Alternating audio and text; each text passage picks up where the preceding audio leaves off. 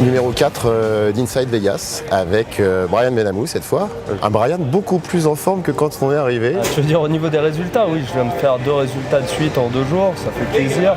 Après. Et un résultat qui n'est pas fini. Ouais, un résultat qui n'est pas fini. Parce que tu seras au D2 du WPT Aria le 9, je crois, ça reprend. C'est mercredi 9, voilà. Ouais.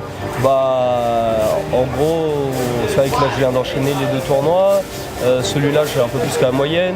On garde 5% du field sur les 5 D1. Donc on va finir à 100 joueurs, 120 joueurs. On va reprendre le D2. On est déjà tous ITM. Donc bah, ça fait plaisir. Après, honnêtement, depuis le début de mon séjour, j'étais frustré.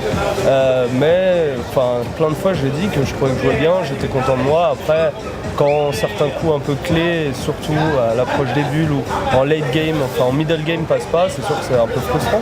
Mais là, c'est sûr que ça fait. Ouais, t'as fait plusieurs sides à 10, 15, 20 places de l'argent. Ouais, c'est ça, j'ai dû en faire 3 et puis 2-3, une petite centaine. Donc sur des fields à 2000 joueurs, c'est sûr que ça fait beaucoup à force. C'est un peu frustrant.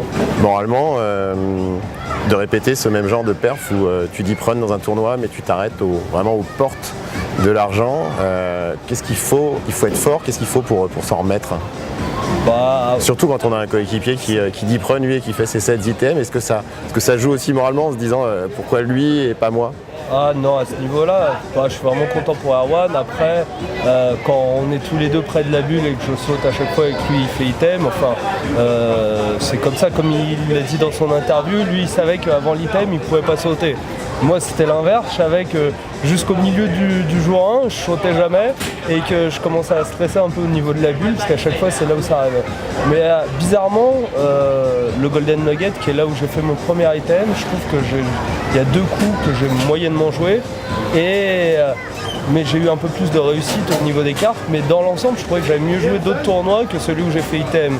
Donc c'est en gros quand on est frustré par le résultat immédiat, il faut toujours se demander est-ce qu'on a joué son meilleur jeu, est-ce qu'on a fait des erreurs ou pas, parce qu'on peut gagner un tournoi en ayant assez mal joué et à l'inverse on peut sauter assez vite d'un tournoi en n'ayant fait aucune erreur. T'en es à combien de mains joués depuis que tu fais Vegas? Ça va être mon 3e main il me semble.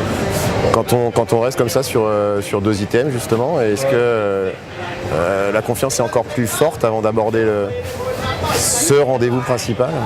La confiance de toute façon au poker elle part et elle revient très vite. Donc après il faut savoir toujours prendre un peu de hauteur et savoir garder la mesure quand ça se passe bien et à l'inverse quand ça se passe mal, essayer de garder la tête froide aussi. En tant que sponsor depuis 8 mois maintenant, tu vas en quelque sorte jouer le main en quasi free roll, puisque ça fait partie de ton contrat de sponsoring avec le PMU. Est-ce que ça change quelque chose dans ton approche du main?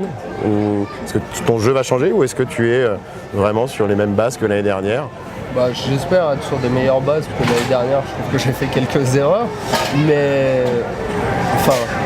que ça soit moi qui buy-in ou que ça soit via mon contrat, ça change pas grand chose, ça m'ôte une pression financière grâce à l'aide et l'appui de PMU, mais mis à part ça, une fois que je suis dans le tournoi, quand je les buy-in moi-même, je me dis pas j'ai mis 10 000. La première fois, oui, je me suis dit, la première fois que j'ai fait un gros event, je crois que c'était le main il y a 2 ans d'ailleurs. Ah non, c'était le PCA il y a 3 ans et demi. D'accord. Et pourtant je l'avais eu par SAT, mais je me disais un 10 000 $, mais 10 000 $. Et je me suis assis, je me suis dit mais qu'est-ce que je pourrais faire avec 10 000 $?